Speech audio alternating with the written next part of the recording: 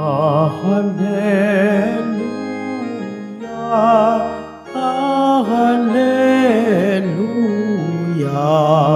Hallelujah, Hallelujah.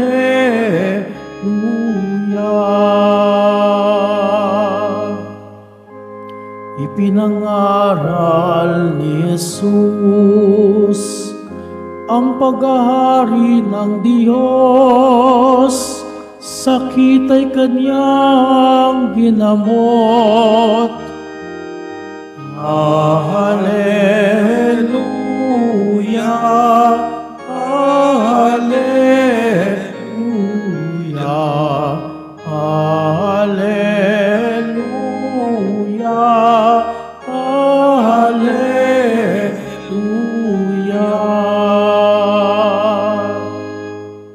Sumainyo ang Panginoon. At sumairi. Ang mabuting balita ng Panginoon ayon kay San Marcos.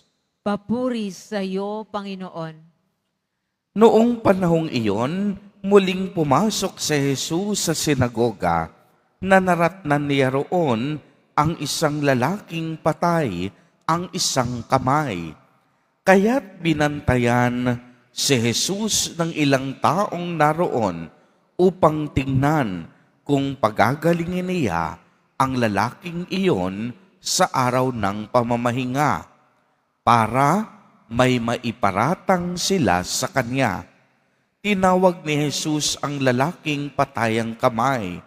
Halika rito sa unahan. Tinanong niya pagkatapos ang mga tao, alin ba sa ayon sa kautusan ang gumagawa ng mabuti o gumagawa ng masama sa araw ng pahinga, magligtas ng buhay o pumatay? Ngunit hindi sila sumagot. Habang tinitingnan ni Jesus ang mga taong nasa paligid niya, galit at lungkot ang nabadha sa kaniyang mukha dahil sa katigasan ng kanilang ulo. Bumaling siya sa lalaki at sinabi, "Iunat mo ang iyong kamay." Iniunat naman ng lalaki ang kaniyang kamay at ito ay gumaling. Umalis ang mga Pariseyo at nakipagsabwatan sa mga kampon ni Herodes upang ipapatay si Jesus. Ang mabuting balita ng Panginoon. Pinupuri ka namin, Panginoong Heso Kristo.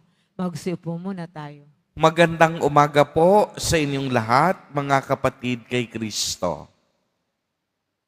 Sa lahat po ng ating mga taga-subaybay sa iba't ibang online platforms at sa lahat ng ating mga kadiboto sa iba't ibang panig ng Pilipinas at maging sa buong mundo kung saan tayo ay naaabot ngayon ng ating live streaming.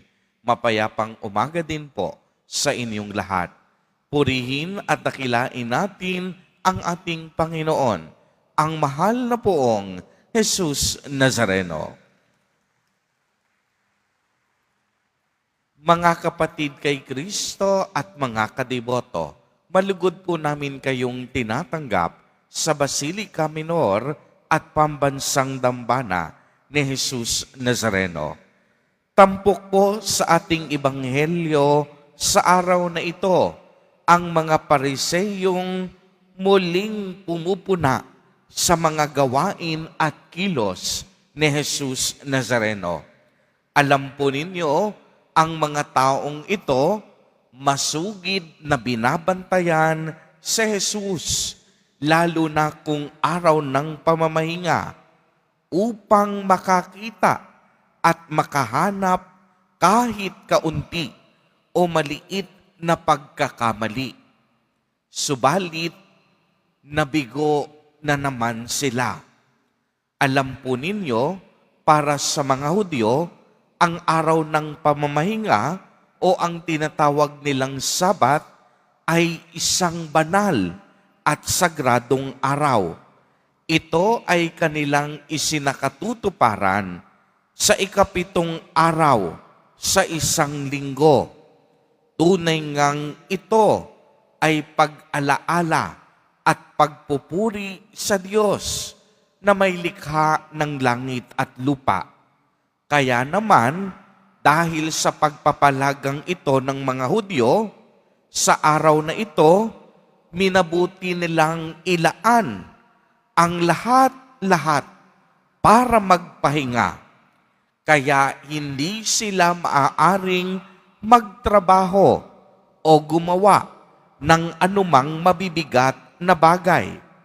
Maganda sana ang kanilang intensyon, subalit hindi nila lubusang nauunawaan ang tunay na kahalagahan o sustansya ng aral sa araw ng pamamahinga.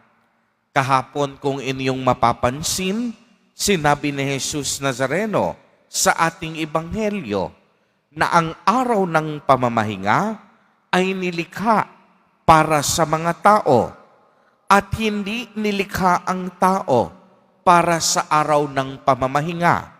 Ano pong ibig sabihin nito? Ibig sabihin, kung may batas na nilikha ang Diyos, ito ay para sa ating kabutihan, para mas mapabuti ang ating pamumuhay, upang mas mapaglaanan tayo na gumawa ng mabuti at umiwas sa gawaing masama. Kaya nga kung ating pagninilayan ang mga batas, hindi dapat ito hadlang sa atin. Kung tayo ay sumusunod sa batas, hindi natin ito maituturing na pabigat sa atin. Uulitin ko mga kapatid kay Kristo at mga kadiboto, kung ang mga batas ay ating sinusunod, hindi dapat ito magiging hadlang sa atin.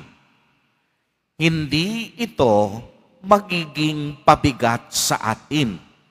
Dahil ang batas nilikha hindi upang maging pasanin natin, kung hindi upang maging gabay sa ating buhay, kung hindi paalala na nais ng Diyos na gawin ang mga mabubuting bagay na ito.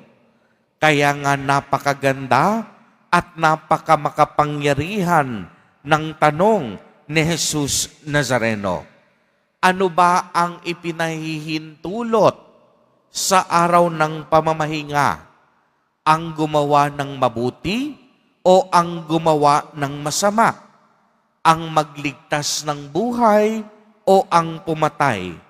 Nangangahulugan lamang na hindi tayo dapat titigil sa paggawa ng mabuti sa araw ng pamamahinga. Uulitin ko po, mga kapatid kay Kristo, hindi tayo dapat titigil sa paggawa ng mabuti sa araw ng pamamahinga. Hindi po nangangahulugan na araw ng pamamahinga ay titigil na rin ang ating puso upang magmahal at magmalasakit. Kaya nga wika ni Jesus sa lalaking hindi maigalaw ang kamay, iunat mo ang iyong mga kamay. Iuunat nito ang kaniyang buhay at siya'y gumaling. Mga kapatid, sa pagdating ni Jesus sa ating mundo, hangad niya ang ating kagalingan at kaginhawahan. Ito ang pinakadakilang batas, ang batas ng pagmamahal. Sapagkat ang pagmamahal, walang pinipiling oras at pagkakataon. Uulitin ko po, ang pagmamahal, walang pinipiling oras at pagkakataon. Ang pagmamahal, walang pinipiling tao at walang pinipiling estado sa lipunan. Hangad ng tunay na pagmamahal ang ating paghilom at kalayaan. Si Jesus Nazareno, minahal tayong lahat, walang kondisyon. Si Jesus, minahal tayo ng walang kapalit. Ang pagpapagaling niya sa araw ng pamamahinga ay tanda lamang ng hindi mapuputol na pagmamahal ng Diyos sa ating lahat. Amen. Purihin at dakilain natin ang ating Panginoon, ang mahal na poong Jesus Nazareno.